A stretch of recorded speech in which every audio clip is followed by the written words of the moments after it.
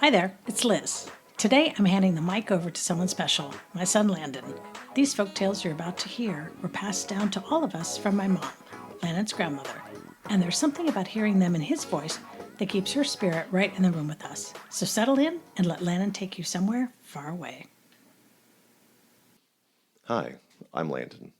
50 years ago, my grandmother, Elizabeth A. Szabo, sat down and translated these Hungarian folktales from her native language into English. Stories she loved and wanted to make sure they weren't lost. Back then, there was no easy way to share them beyond the pages she wrote them on.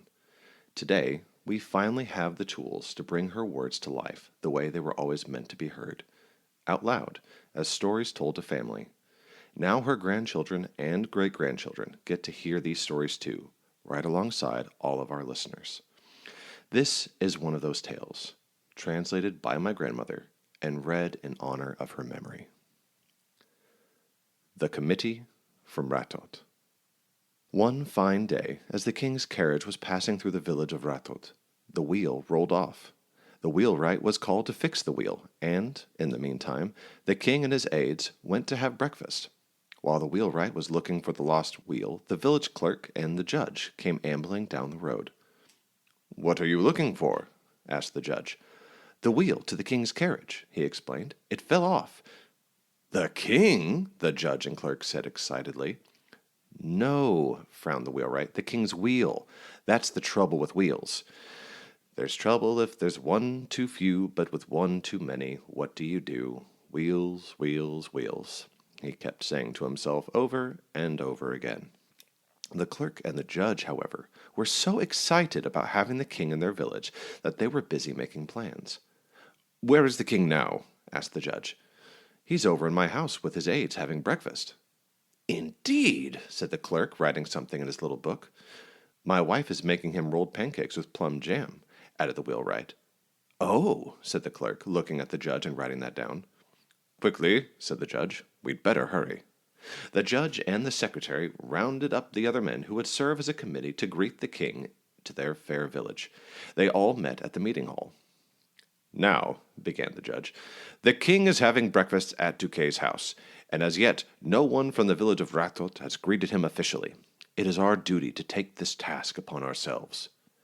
The miller, who was a little deaf, spoke up. "I think that's a fine idea. You are perfectly right that we should take the king a watermelon."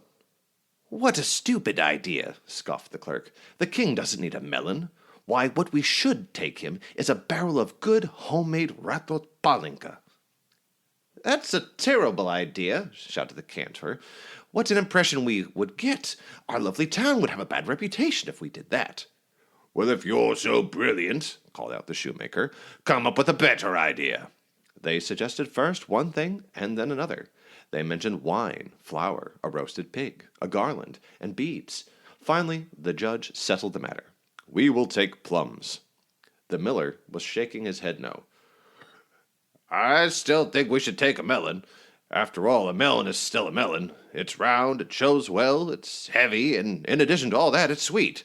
But plums? Bah!" he scoffed. "Plums it will be," insisted the judge. 7 round baskets of plums, and each of us will carry one." There was a basket for each the judge, the priest, the village clerk, the cantor, the shoemaker, the miller, and the smith. And in that order they stood in a line, one behind the other. The mission had begun, and they were going to greet the king on the occasion of his visit to the village of Rátót.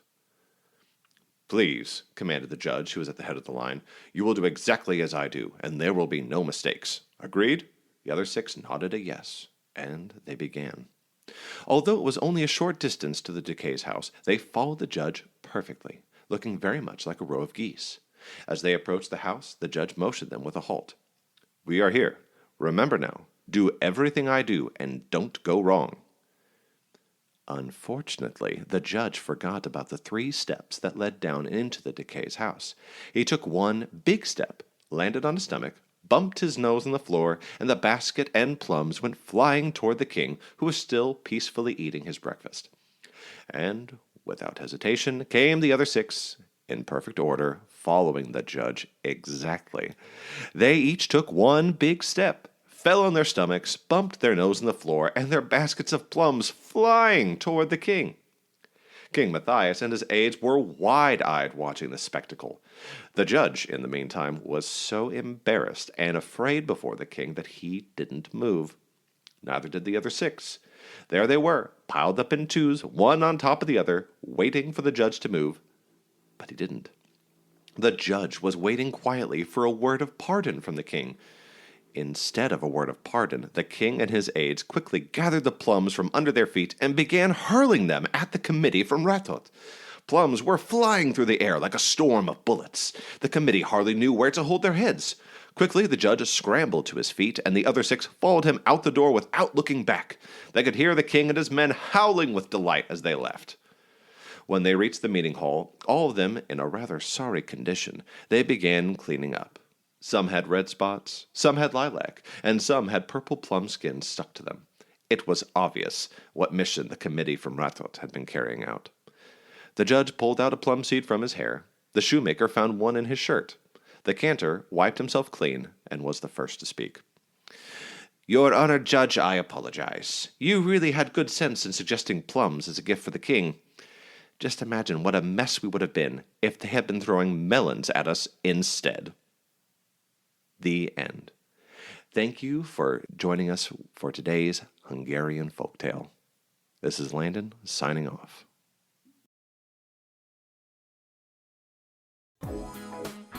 Thanks for listening. If you enjoyed this episode, please share it with someone you know who loves their Hungarian heritage so they can join in on the fun too.